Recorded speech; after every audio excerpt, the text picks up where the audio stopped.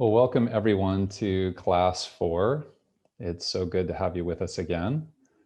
And we thought we would start out as we do with a review of last week of the practice assignment specifically.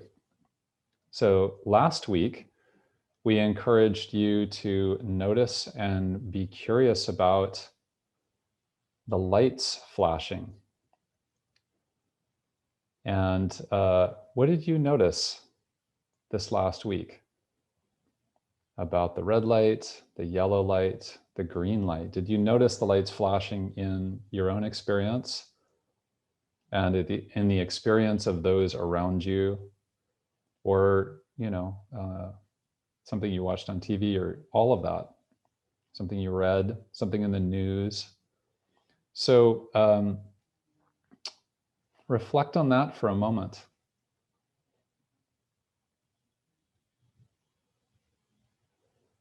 Maybe just flashes of imagery come to mind from this week. And then also we asked you to do the mindfulness exercise a few times. We had the videos that you could choose from. And what did you feel tuning in to your awake body, tender heart, open mind? What did it produce in you to connect with yourself? What did you notice? And I would love to actually check in with Chris and see what she noticed this week. So, Chris, what did you notice about the lights flashing? Well, two things. I noticed how often I go to the yellow light. I noticed that a lot, actually. Don't we Maybe all? that's the not so good news. The good news is I noticed, since I've been working with these models that you and I are teaching now, how quickly I can shift from yellow to green, which tells me that I'm doing so much better at knowing what my own personal green zone is and how to tap into that quickly to kind of get myself recentered. Sure. So, Sure. Great. how about you? What did you notice, Greg? Oh, yeah. I think I really related to what you said. The yellow light is such a common experience. It's not unusual. It's usual. You just, you drop something in the sink while you're washing dishes, and there's that jolt. But it's not just a jolt, right? It's a jolt plus, oh, something's wrong with me. Yeah. And like all that stuff. Oh, I'm so dumb. All those things we say to ourselves, very harsh things we say to ourselves. Yeah, I definitely noticed that this week. But also what you're saying too, normalizing that allows us to get back somehow. It's like, okay, Yeah. that's just a normal thing. Yeah. Well, Chris, do we have more to say today that can Well, take us do further? we? We do. So last week, we just started our 3-part connection with others. So we just started talking about what is it like when we connect with others. And we focused a little bit more last week on ourselves in the yellow light, which is probably why Greg and I were attuned to that. But we also, if you recall, with Greg's drawings last week, we talked about the fundamental states, the 3 fundamental states: open, closed, in between. And then we talked about the conversational traffic lights that correspond with each of those states. So green, open; red, closed; yellow, in between. And I know we didn't dig into that too far last week, but we're going to do much more of that today. So, and also talk about not only how to recognize those, but what to do when you recognize them. So, with that as our beginning, we are going to really hone into 2 specific questions today. how do these fundamental states, open, closed, in between, three lights, red or green, red, yellow, how do those show up in our communication with other people? And how can they serve as a guide for us so that we could better steer our way through our conversations and feel more confident as we're relating to people or connecting with people? So we're going to start out with something that Greg and I have named the red light, yellow light cycle. And to help us with this, I've asked Greg to bring out his best drawing skills. I don't know about you, but I'm certainly enjoying his drawing skills. So Greg, if you want to rev up your drawing pad, and we're going to add some imagery here. So let's say that we have two people, and let's say these two people are starting to communicate and they're in the green zone. They're in the green light. So Greg, could you draw me a person that reflects me in the green? So as Greg is drawing that, this is me in the green.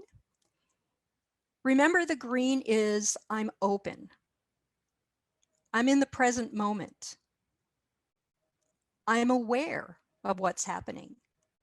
I'm connected to my awake body, to my tender heart, and to my open mind. So I'm in a very good space in the green. Now, my partner, as we start this cycle out, let's go ahead and put my partner, and I'm just going to call him my communication partner. It could be a him or a her. Let's just say this is Chris's communication partner. My partner is also green. And, you know, I thought the word partner would be appropriate because this could be a romantic partner.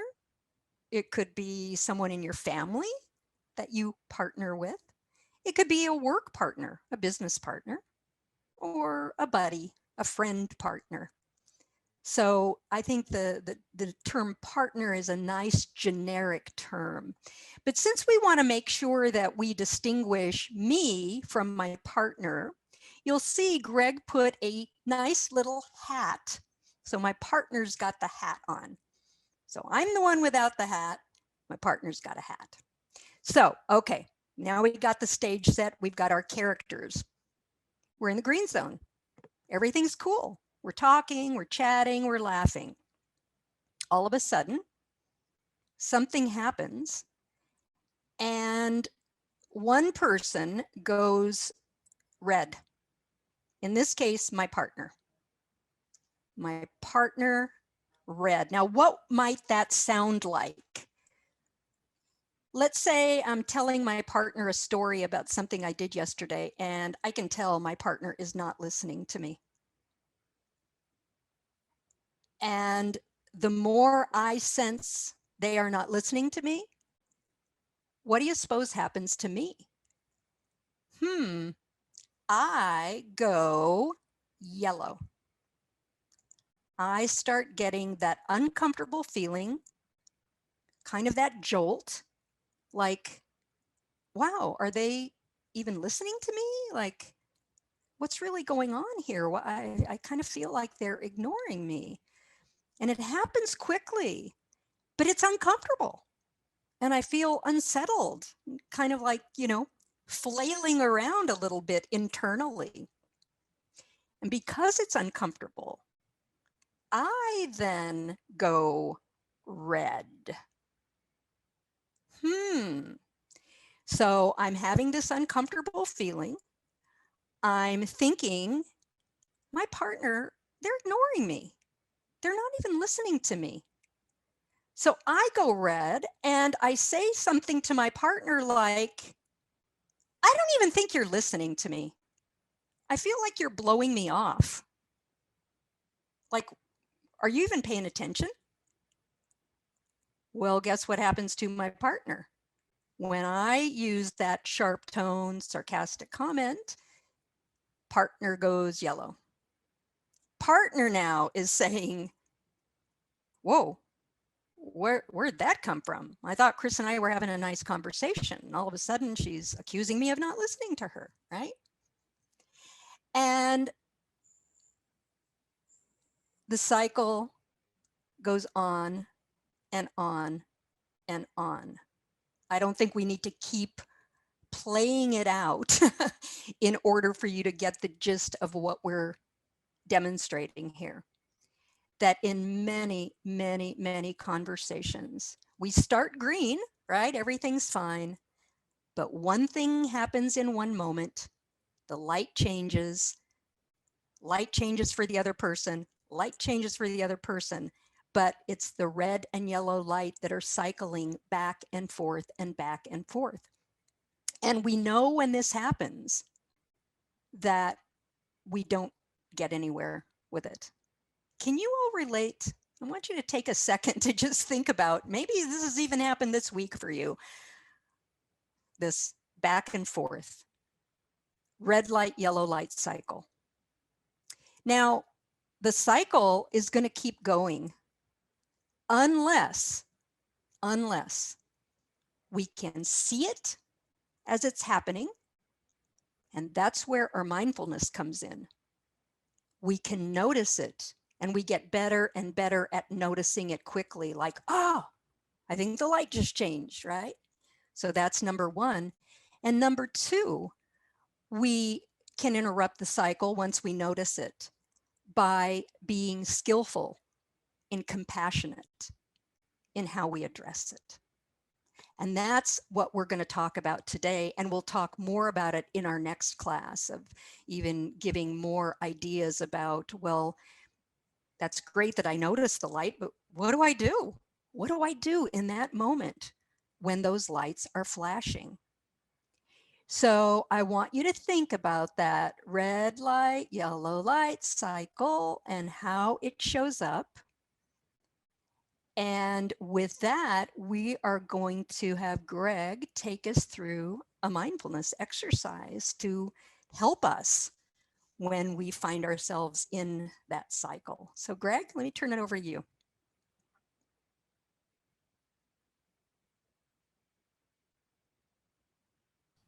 Okay. So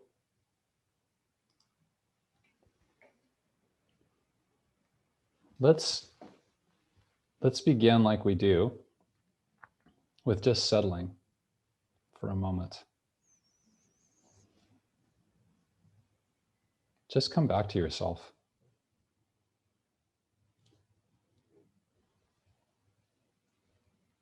If you're slouched, go ahead and sit up.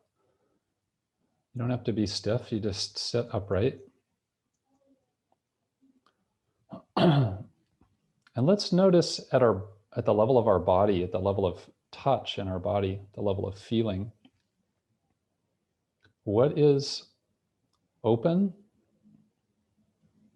and what feels closed. So there could be parts of the body we feel very comfortable feeling.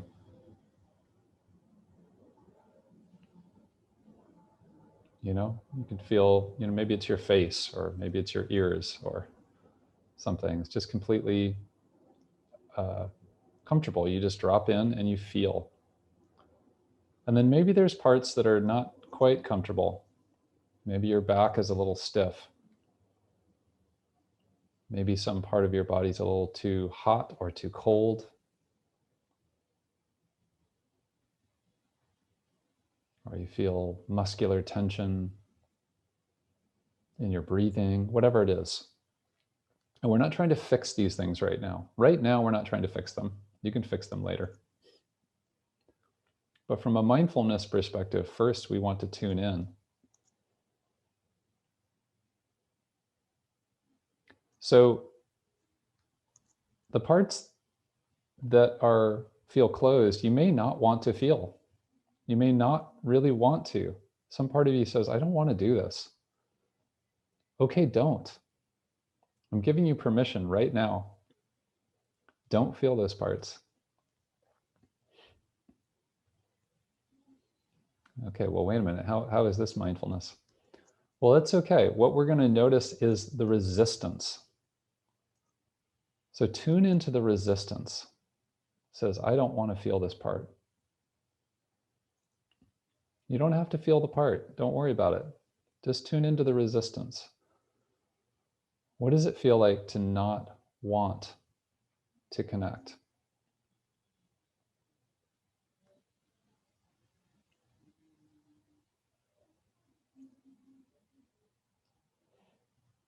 And if your body feels 100% wonderful and blissful, congratulations, A. B, maybe there's something emotionally or mental experience that comes up that you don't want to connect with. You can use that instead. But for most of us, let's use our body because it's nice, it's very straightforward. Feel that resistance. And feel all the parts of the body that are accessible, that you can bring your mindfulness to. And you can gather all of that. You can really spread your awareness into all those parts of the body.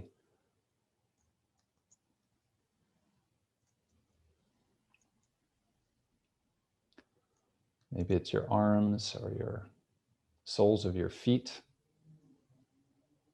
or your teeth.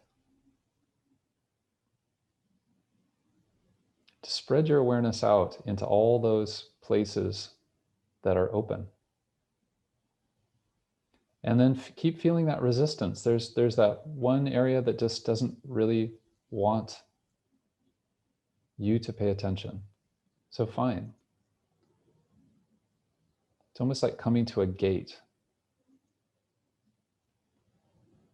The gate is closed, but you can examine the gate. You can feel that gate that is closed. You can stand there and be with that. And then all of this area that's open in the body.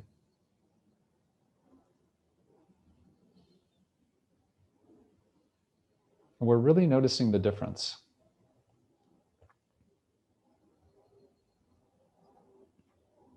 Maybe your nose feels completely open. Well, feel that nose. Feel your eyebrows.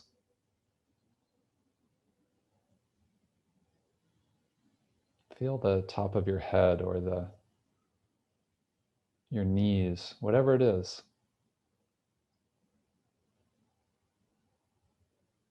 And again, mindfulness is you don't just check in once, you just let it flow. You let that experience of touch flow in your experience.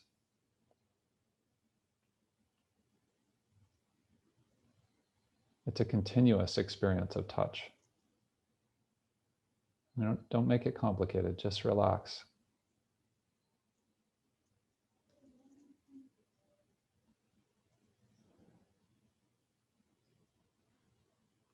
What is the experience of open?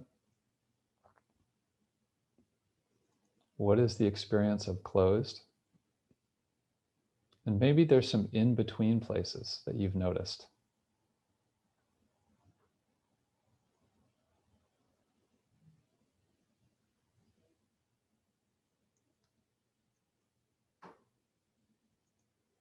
And as we come out of this exercise, just bring some of that with you.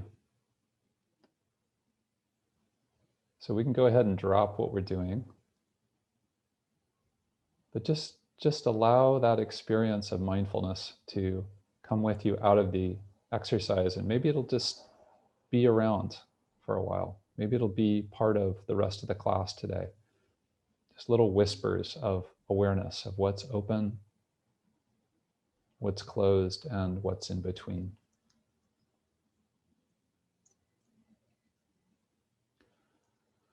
So now, Chris and I are going to bring this awareness actually to one of our role plays.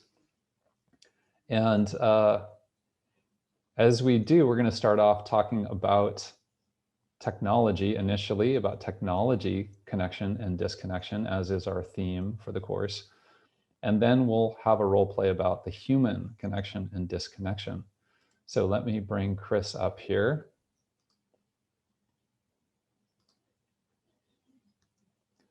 And Chris and I are on a phone call. So, action. Chris, hey, I had a thought about our meeting today. You're cutting out a bit, Greg. You must be in a bad cell zone. Yeah, we could meet at the coffee shop by Mark's. Do you know that place? Oh, yeah. That coffee shop by the park. I know where that is. Oh, you're cutting out a little bit, Chris. You know, traffic's really bad over there from road construction. I think I would have to find an alternate route, so I better figure out how long it'll take me to get there. I'm going to use my app and see what kind of time it will take me. Okay, yeah, sure. I can use an app to look it up. Let me take just 1 second here. Yeah, it looks like it's going to be about 15 minutes to get there. 15 minutes? The app I'm using says an hour and 15 minutes for me to get there. What app are you using? Okay. It's hard to hear a little bit. Yeah, great. I will see you there in 15 minutes. Looking forward to it.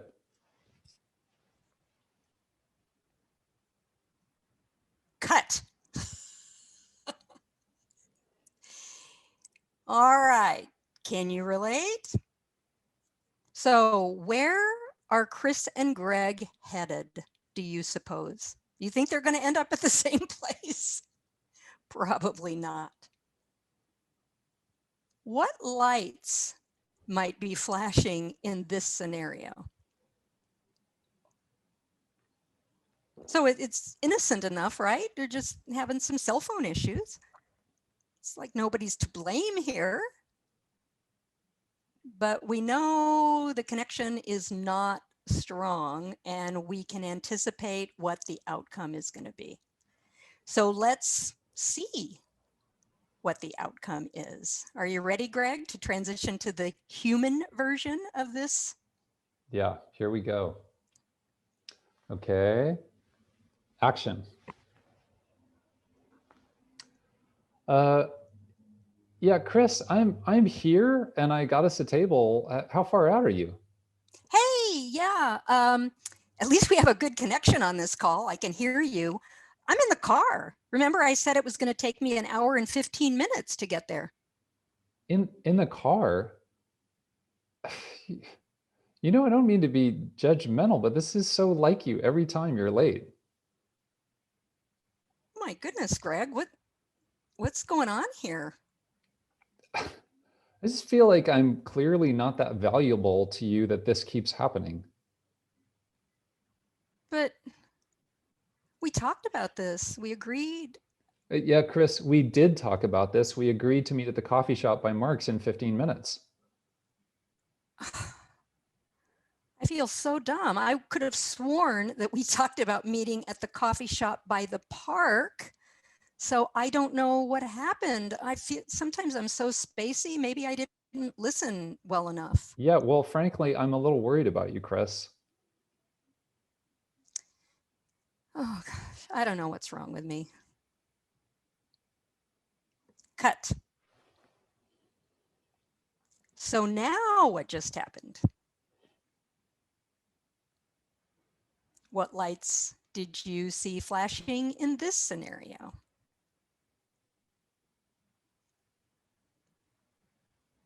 And do you imagine these two are ever gonna discover what really happened in this communication or attempt to communicate? And pause to relate this to your own life.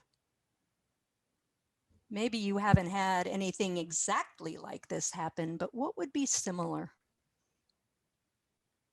when you have found yourself into these situations?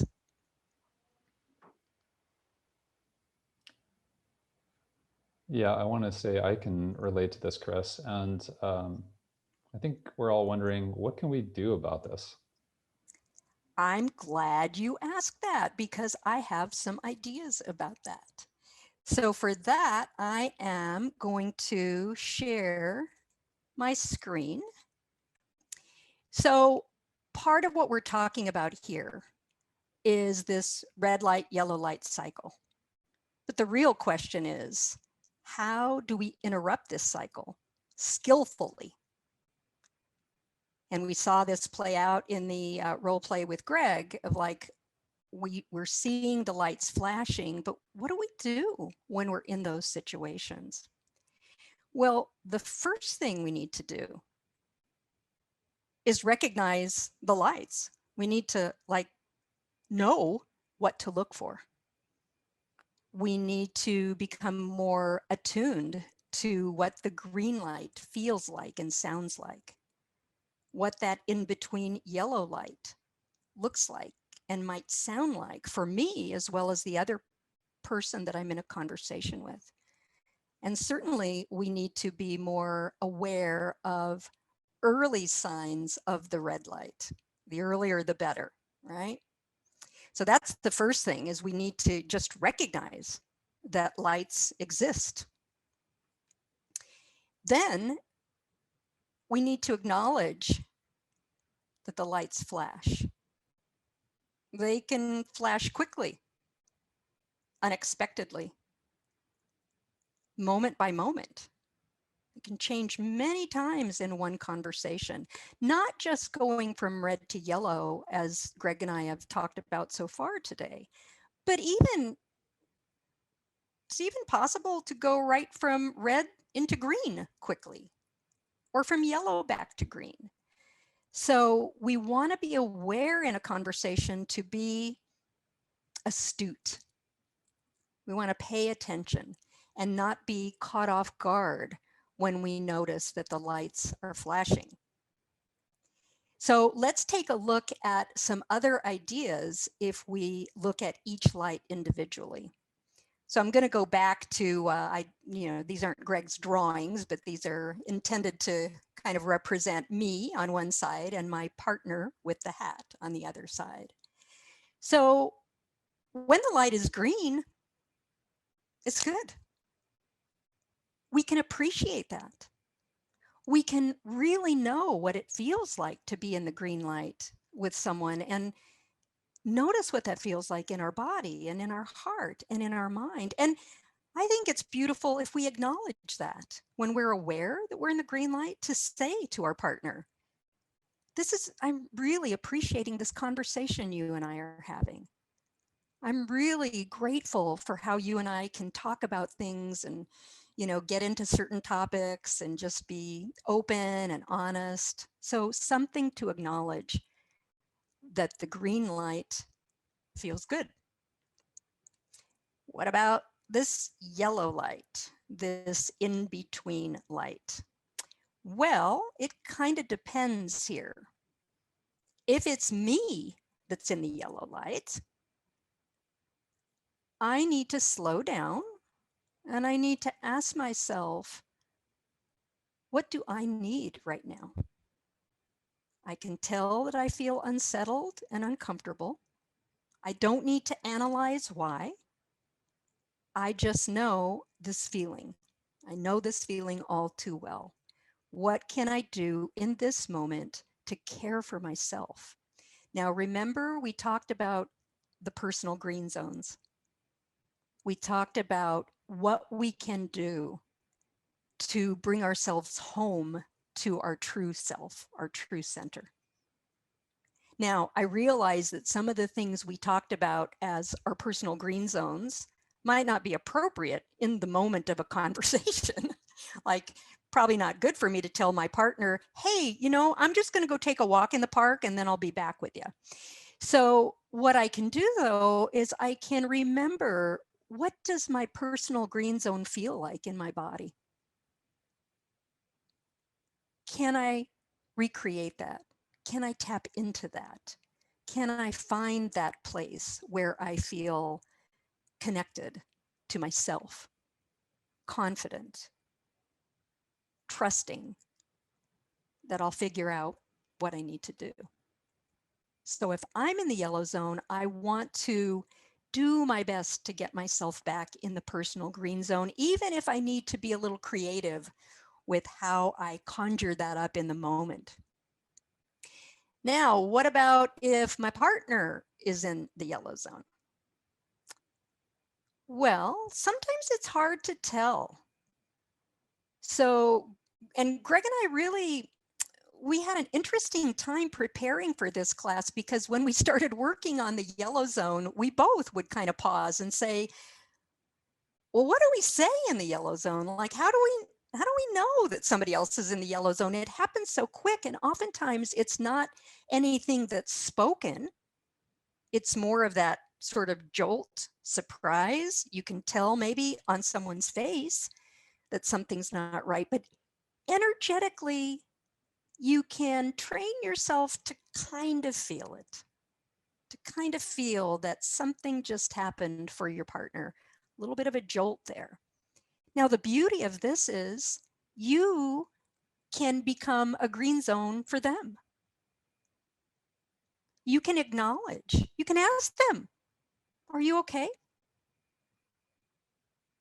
Is there anything you need right now? I noticed when I said what I said that you sort of, backed up a little bit. So immediately you're asking questions and offering care so that, again, you can be somewhat of a green zone for that person. So that's the yellow light. Well, the red light, there's a lot to say about the red light. I'm sure you're not surprised by that. A lot to say about the red light. So there's a couple of tricky things about the red light. One is, if we think about ourselves in the red light, and this is subtle but very significant. If I say to myself, I think I'm in the red light, in some ways, I'm already coming out of the red light because I noticed it. That's kind of strange, isn't it? But think about it. The red light in and of itself is sort of a mindless state where we're not connected, we're not centered. But as soon as I add my mindfulness to that moment of like, I think I just saw the red light, we're already starting to come out of it. And then maybe we go back to yellow, maybe we go right from red to green. It depends on our skill level and our comfort level. But it's really important to recognize that if we can notice it in ourselves, we're already coming out of it. But now, what about if my partner is in the red light? Well, again, then I want to be skilled at noticing, either for that particular person, kind of maybe knowing their patterns of, oh, I know when their tone of voice changes like this. I know when they say something like this, the red light is starting to flash. So that might be someone that I know. What about if I'm with people that I don't know very well? Well, let's think about that for a second. We probably all are aware of maybe we could call them universal signals of the red light that I think our body knows. I think our body gives us a signal when someone is going into the red light. We can feel it. But again, what we have to do is we have to be mindful. We have to develop our skill and our attention to be able to notice that. And then furthermore, think about, well, now, what would I do about it? So a few more things here. The key thing with the red light is we stop first. I should have probably put stop right in the middle of this slide. I didn't, but I'm going to get my trusty pen here, if I can find it.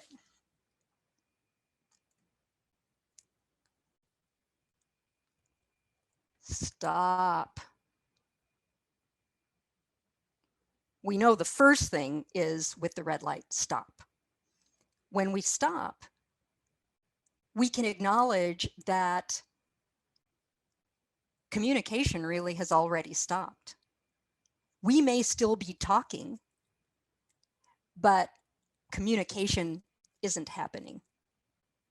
So once I know communication has stopped, then the next thing is for me to mute myself, right? To add silence. To maybe just have a couple of seconds of silence, a pause. Now, I recognize this is not comfortable for many of us in certain cultures. Certainly here in the US, I don't know that we're so good at slowing down or pausing or stopping. So again, it takes some skill to be able to allow yourself, when you are in a conversation with someone, to just be silent.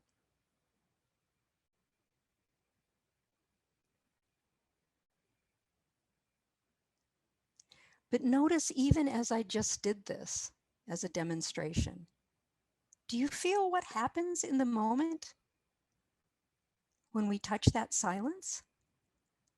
It's like things just sort of, whew.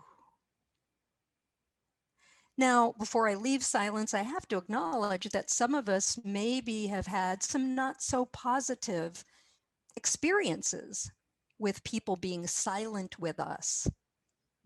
You know, there's that saying, the silent treatment. Like if I stop talking to someone, I'm giving them the silent treatment. There's lots of different ways that we can talk about that. So some of us might have some experience where we've never learned how to feel comfortable with silence because it was used in a way that didn't feel good.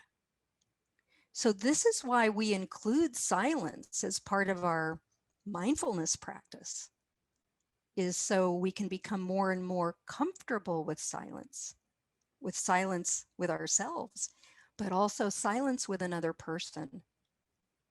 And we begin to appreciate what happens in the silence. All right, so even if it's just a few seconds of silence in a conversation, then what do I do? When I get silent, I can begin to feel spaciousness. Now, Greg referenced this in that beautiful mindfulness exercise, that when I'm silent, it gives me a better chance, doesn't guarantee it, but gives me a better chance that I can tap in to my body. And I find my body the best place to go here. That if I can find spaciousness in my body, I can find spaciousness in my heart and in my mind. A contrasting way of saying that is, when my body is tight and tense and pulling in, it is really hard to feel an open heart and an open mind. So with spaciousness, you can think about it literally, like, can I sit up? Can I lengthen my spine just like we do in a mindfulness exercise? Can I drop my shoulders? Can I open my hands? Once I do that, I start to feel not only the space around my body, but even the space inside my body, which then increases the chances that I can start tapping into that same spaciousness that we feel in our green zone. We didn't use the word spaciousness in the green zone when we talked about it a couple of weeks ago, but if you think about it, I think it's a beautiful word when we're in our own personal green zone. Just like this person on the slide, like, oh, spaciousness. Well, one more thing I want to suggest, and you'll notice I do like, I think the right word for this is alliteration. I like words that all start with the same letter, which helps me remember things. So silence, spaciousness. The next thing we can do is speak. We can speak. And what do we say when we speak? Remember, we want to think of something that is skillful and compassionate. But we want to think about something that really describes the current moment, like right here at this moment. What is it that I need? What would be a skillful thing to say? So I'm just going to give you some examples to try to help with that. You might say something like, I'm feeling uncomfortable. You might say, wow, I'm not sure what to say about that. You know, you've just said a lot and I don't know what to say. Or you might say, you know, I need to pause here. And pause might be, I just need a couple minutes right here and right now. Pause might be, I need to take a break, like for a half hour, I need to go get a cup of coffee, get something to drink. Or pause could be, I can't talk to you about this right now. Can we talk tonight? Can we talk tomorrow?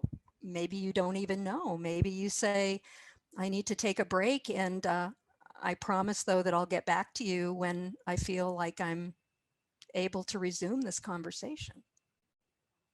Now, those are only 3 of many things that we can say. But Greg and I both get lots and lots of questions when we teach at this point of people saying, well, what do I say here? So we felt that it was important for us to at least give you some starters. But ultimately, you need to find what feels right to you. The key is we want it to be skillful and compassionate. You notice that all 3 of these statements start with I. I'm talking about my feelings, what I need to do. I'm not saying you always do this to me. Why do you talk to me this way? Why do you always get so sarcastic? You know, not skillful, not compassionate. But at least these 3 options that we've given you today are a place to start for you to search your own heart about what feels most comfortable for you. So again, you can kind of understand that in the sequence of things. And so now we can say we have 4 S's. Red light, first thing, stop. Second thing, consider silence. Third, in that silence, find space, starting with your body, trusting that if I can find space, a place of calm and spaciousness in my body, there's a good chance I can find space in my heart and in my mind. And then when I feel more spacious, I'm much more able to think about what do I want to say right now? What are the words I want to speak that will be skillful and compassionate? So I hope that's helpful. Now, before we leave the red light, there's 2 other really, really important things. The red light is not bad. The red light is not bad. It's human. We all go there. Maybe we go there for different reasons, but we all know what it's like to flip into that red light. So it's not bad. It doesn't need to be shamed. It doesn't need to be criticized. And really, over time, it doesn't need to be feared. Now, that might sound like an impossibility in this moment, but again, this is why the training that we offer to people over time helps to say, it's just being human with each other. It's not bad. I don't have to be afraid. Second point, we can't change others, no matter how much we wish or how hard we try. Oftentimes, Greg and I get asked the question when talking about the red light, Well, what can I do with my partner to have them not ever go in the red light again? We can't prevent people from going into the red light. We can't prevent ourselves from going into the red light. So we have to let go of this fantasy that somehow, if I had this magic wand, I could never have to experience this again. I would never experience it. They would never experience it. And we would just stay in the green light forever and ever and ever. I don't know. I certainly don't have any evidence that I'm looking at to see that that's going to happen for us anytime soon.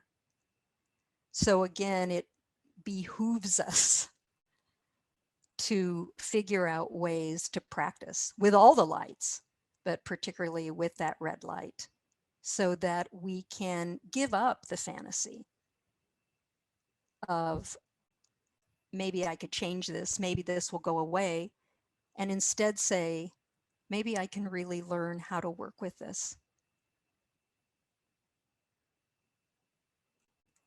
So with that, Greg and I are going to do another role play today to sort of close out our cycle that we've been through in our role play.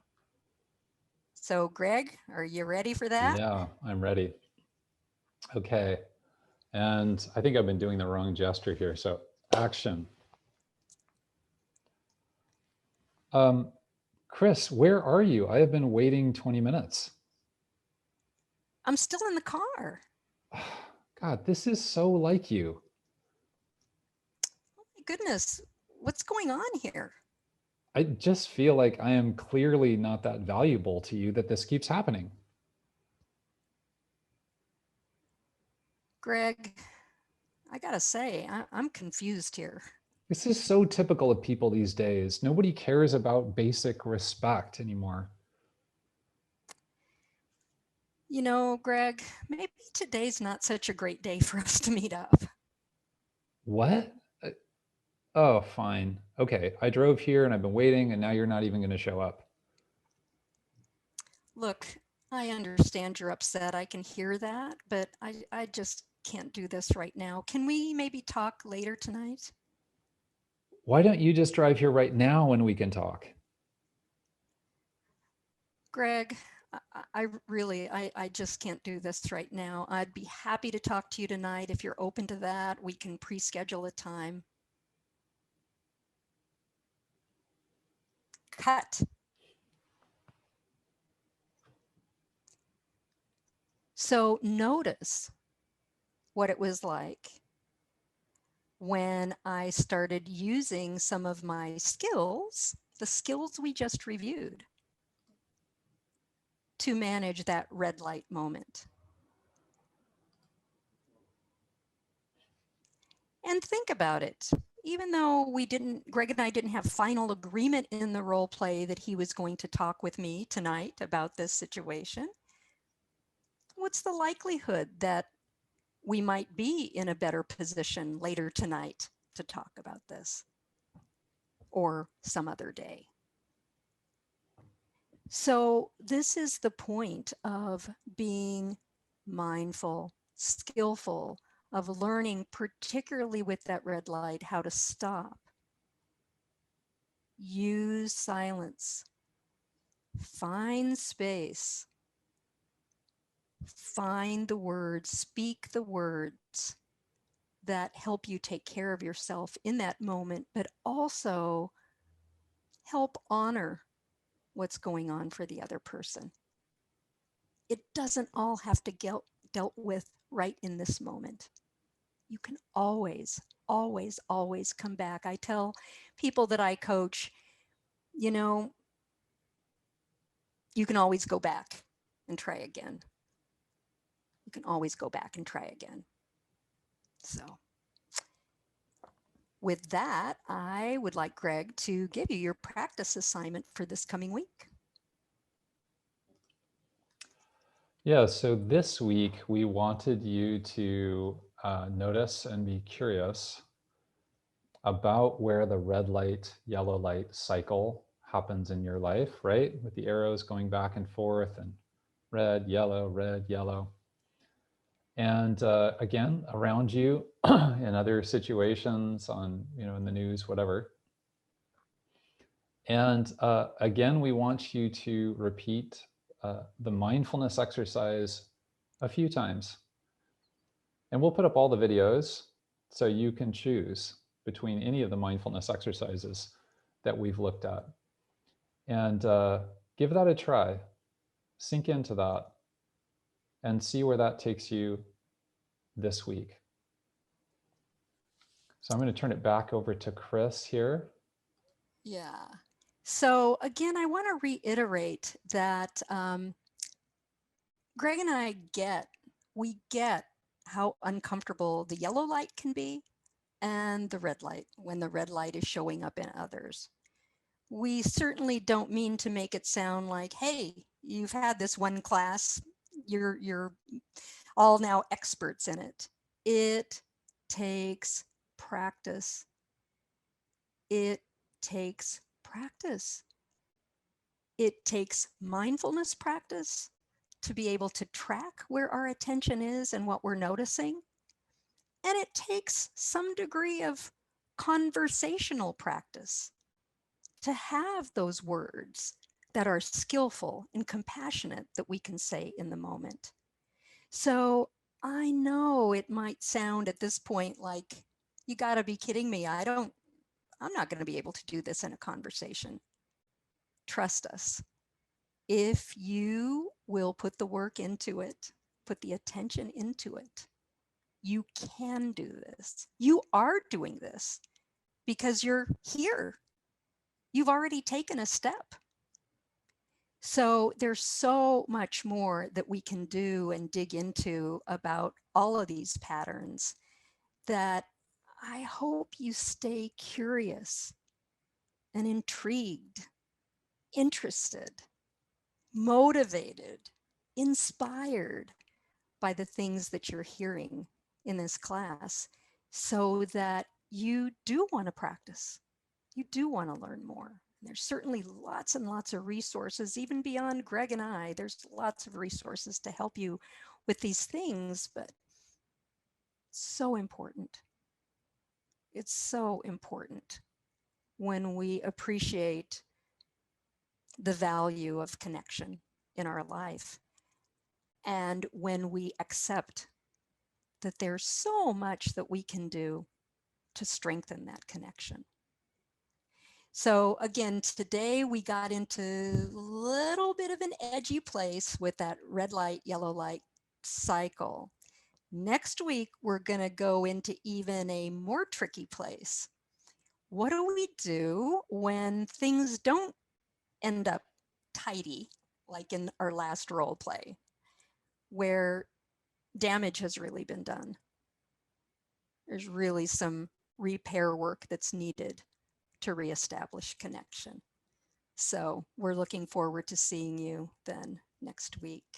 And in the meantime, remember to do your practices and remember to look for connection wherever you see it.